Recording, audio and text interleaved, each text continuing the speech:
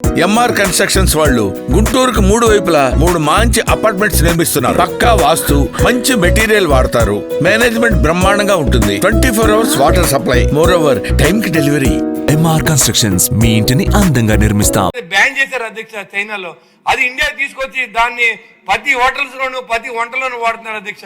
దయించి దీని మీద చర్యలు తీసుకోవాల్సిందిగా నేను గౌరవ మంత్రి గారిని కోరుతున్నాను అధ్యక్ష. నమస్కారం అధ్యక్ష. మనిషి గారు, చాలా ఇంపార్టెంట్ క్వశ్చన్ ఇది. మీరు కూడా ఏదో ఆన్సర్ చెప్పుకున్నట్టు కాకుండా చాలా సీరియస్. నిజమే అధ్యక్ష, ఇది చాలా ముఖ్యమైన విషయం. నేను గౌరవ సభ్యులు పంతం నానాజీ గారిని నేను ప్రత్యేకంగా అభినందిస్తున్నాను అధ్యక్ష. చాలా ముఖ్యమైన ప్రజల ఆరోగ్యానికి సంబంధించిన చాలా ముఖ్యమైన ప్రశ్న అడిగారు. అదేవిధంగా బొలిశెట్టి శ్రీనివాసులు గారిని కూడా నేను అభినందిస్తున్నాను అధ్యక్ష. మీకు అందరికీ తెలిసిందే అధ్యక్ష, ఇవాళ ప్రజలు అనారోగ్యం బారిన పడడానికి, ముఖ్యంగా క్యాన్సర్ కేసులు పెరగడానికి 2022 ఒక్క సంవత్సరంలోనే కొత్త కేసులు 75,000 క్యాన్సర్ కేసులు వస్తే దాంట్లో 42,000 మంది చనిపోయారంటే ఎంత తీవ్రత ఉందో అర్థం చేసుకోవాలి అధ్యక్ష. దీనికి ప్రధాన కారణం ఒకటి జీవనశైలి అయితే, రెండోది ఆహారపు అలవాట్లు కూడా అధ్యక్ష. కల్తీ ఆహారం తినడం వల్ల క్యాన్సర్ కేసుల సంఖ్య కూడా రాష్ట్రంలో పెరుగుతుంది. ఇతరత్ర హైపర్ టెన్షన్ కానీ, డయాబెటీస్ కానీ, లేదా కిడ్నీ కానీ, లేదా కాలేయం దెబ్బతింటున్న కేసులు కూడా చాలా వస్తున్నాయి అధ్యక్ష. దీని గురించి నేను ఏదో విమర్శ చేయడం కాదు కానీ అధ్యక్ష, వీటి మీద దృష్టి పెట్టాల్సిన గత ప్రభుత్వం పూర్తిగా దీన్ని వదిలేసింది అధ్యక్ష. వదిలేయడానికి కూడా నేను చెప్తాను అధ్యక్ష, ఏ రకంగా వదిలేసిందనే విషయాన్ని కూడా కాస్త సభ్యుల దృష్టికి తేవాలనుకుంటున్నాను. ఏ విభాగంలో కల్తీ లేకుండా ఏ విభాగాన్ని కూడా వదలలేదు గత ప్రభుత్వం. ప్రతి దాంట్లో కల్తీ తీసుకొచ్చే ప్రయత్నం చేశారు. ఒక తినుబండారాలు, ఆహారపు వీటి మీద మాత్రమే కాకుండా, నూనె వీటి మీద కాకుండా ప్రతి విభాగంలో కూడా కల్తీ చేస్తూ వచ్చారు అధ్యక్ష.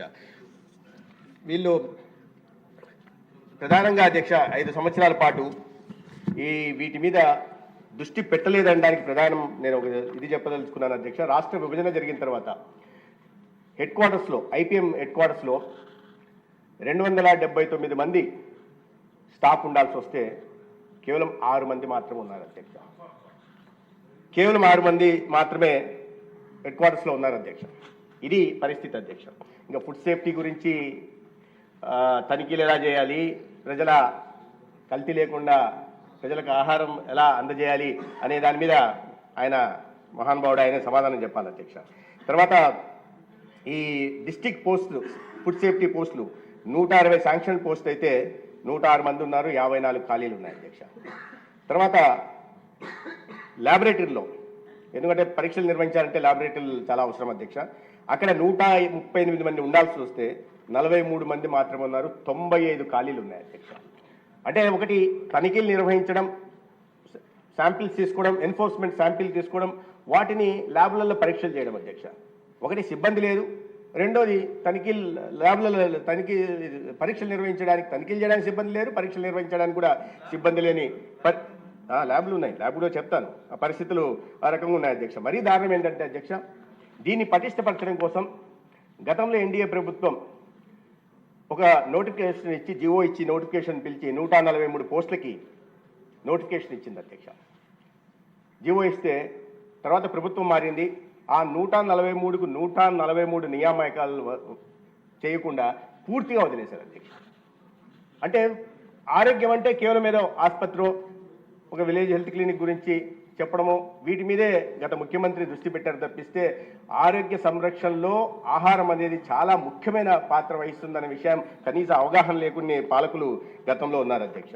అయితే ఈ ప్రభుత్వం వచ్చిన తర్వాత అధ్యక్ష, దీని మీద ప్రత్యేకమైన దృష్టి పెట్టి ఒకటి తనిఖీలు నిర్వహించడమే కాకుండా ఈ food safety standards authority of India అండి, FSSAIతో MOU చేసుకుని 88 కోట్ల నిధులు మంజూరు చేయించడం జరిగింది అధ్యక్ష. దానిలో భాగంగా స్టేట్ ల్యాబ్లని 3 ల్యాబ్లు, ఏదైతే విశాఖపట్నం, గుంటూరు, తిరుపతిలో 3 ల్యాబ్లను కూడా పటిష్టపరిచే దిశగా ప్రయత్నాలు చేస్తున్నాం. నిర్మాణాలు పూర్తవుతున్నాయి. అదేవిధంగా కావాల్సిన ఎక్విప్మెంట్ కూడా తీసుకోవడం జరుగుతుంది అధ్యక్ష. 3 స్టేట్ ల్యాబులు, 3 కలిపి 60 లక్షలతో నిర్మిస్తున్నాం అధ్యక్ష. వైజాగ్లో ఈ మార్చికి, ఈ నెల ఆఖరికి పూర్తవుతుంది అధ్యక్ష. తర్వాత గుంటూరు, తిరుపతిలో కూడా ఈ సంవత్సరం సెప్టెంబర్ నాటికి పూర్తి చేసే దిశగా ప్రయత్నాలు చేస్తున్నాం. అదేవిధంగా రీజనల్ హెల్త్ ల్యాబ్లను కూడా తిరుమల, కర్నూలులో కూడా, ఎందుకంటే కర్నూలు తిరుమల విషయం మనకు తెలిసిందే కదా అధ్యక్ష, పూర్తిగా కల్తీ లడ్డులో కల్తీ కారణంగా టీటీడీ వారే